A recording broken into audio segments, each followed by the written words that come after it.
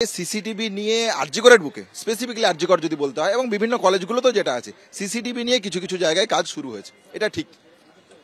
বাকি male female washroom, on call room, panic button, আমরা যে চেয়েছিলাম যে বেড স্ট্যাটাস সম্পর্কে, রেফারাল সিস্টেম সম্পর্কে, এইগুলো নিয়ে সুনির্দিষ্ট কোনো ওয়ার্ক অফ প্রোগ্রেস কিচ্ছু আরজিকরের বুকেও হয়নি, অন্যান্য কলেজের বুকেও হয়নি।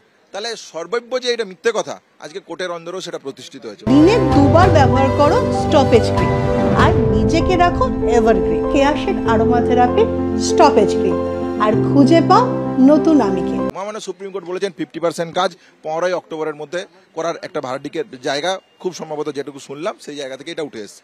তাহলে আমরাও চেয়েছিলাম যে চিফ সেক্রেটারির কাছ থেকে যে আলোচনা হয়েছিল তারপর 10 দিন অতিবাহিত হয়ে গেল, তো তাহলে তারপরেও কেন এখনো এই গড়িমসি? তাহলে অতি দ্রুততার সাথে এই কাজগুলো যদি না হয় তাহলে আমাদের দিক থেকে যে কাজে ফেরার জায়গা, আমরা তো বারবার বলছি আমরা কাজে ফিরতে চাই, কাজ করতে চাই। এসেনশিয়াল সার্ভিসের মধ্যে আমরা অন করেছি, ওপিডি সার্ভিসের দিক থেকে আমাদের সিনিয়র চিকিৎসকরা সর্বোচ্চভাবে হেল্প করছে। তাহলে এই জায়গাটা তো কাজের প্রশ্নে যে আমাদের নমনীয়তার জায়গা, সেটা তো আমরা সম্পূর্ণভাবে রেখেছি।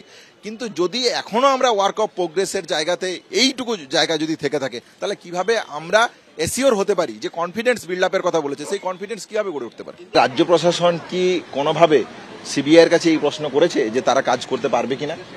তাহলে রাজ্য প্রশাসন যদি মনেই করে যে সেফটি সিকিউরিটির প্রশ্নে কিছু কাজ করার প্রয়োজন নেই, তাহলে রাজ্য প্রশাসন কেন বলছে যে জুনিয়র ডাক্তাররা কাজে যোগ দাও? তাহলে কি রাজ্য প্রশাসন এইটা বলতে চাইছে জুনিয়র ডাক্তারদের সিকিউরিটির প্রশ্ন নেই, তোমরা কাজটা শুধু করে যাও? তাহলে এইটা যদি হয় তাহলে তো আমাদের সাথে কনফিডেন্স বিল্ড আপের প্রশ্নে তারা আসতেই রাজি নয়। তাহলে এই কথাটা আমার মনে হয় সর্বব্য মিথ্যে, মানে ভুল, সত্য নয় কথা বলে আমার মনে হয়। পাশাপাশি আপনারা যে কথাটা বলছেন যে সেফটি সিকিউরিটির প্রশ্নে ডেটের পর ডেট, এটা আমরা চাইছি না। আমরা যেটা চাইছি সেটা হচ্ছে এইটা যে সেফটি সিকিউরিটির প্রশ্নে সুনির্দিষ্ট চিফ সেক্রেটারির সাথে কথা বলার পর যে ডাইরেক্টিভগুলো এসেছিল সেই ডাইরেক্টিভগুলোর বাস্তবায়িত রূপ আমরা দেখতে চাইছি। বাকি আপনারা আগের দিন বলেছিলেন যে আপনারা আজকে শুনানির পর অগ্রগতি দেখে, গতি প্রকৃতি দেখে আপনারা সর্বাত্মক কর্মবিরতির ব্যাপারে সিদ্ধান্ত নেবেন। তো আজকে শুনানির পর এবার আপনাদের পদক্ষেপটা কি হবে? আদালত বলছে আপনারা সব রকম পরিষেবায় ফিরে আসবেন। সব রকম পরিষেবায় ফিরে আসবো কি আসবো না সেটা আমরা আমাদের ওয়েস্ট বেঙ্গল জুনিয়র ডক্টরস ফ্রন্টের যে মিটিং, সেই মিটিং থেকে সিদ্ধান্ত নিয়ে আপনাদের জানাবো।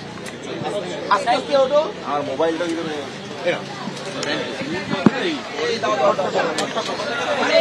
এইখানে এবার সব থেকে বড় প্রশ্ন হচ্ছে এইবার West Bengal junior doctors front তাদের তরফে কি সিদ্ধান্ত নেওয়া হবে, তার কারণ তারা স্পষ্ট জানিয়ে দিয়েছিলেন আজকে শুনানির দিকে, সর্বোচ্চ আদালতে শুনানির দিকে তাদের নজর রয়েছে এবং তারপর তারা বৈঠক করবেন। বৈঠক করার পর তারা সিদ্ধান্ত নেবেন যে সার্বিক কর্মবিরতিতে তারা যাবেন কিনা, অর্থাৎ রাজ্য জুড়ে সমস্ত সরকারি কলেজে কর্মবিরতিতে জুনিয়র চিকিৎসকেরা যাবেন কিনা সেইটা নিয়ে তারা এইবার একটা বৈঠক করতে চলেছেন, বৈঠকের সিদ্ধান্ত নেবেন। That means we expect that the state will complete it by 15th of October.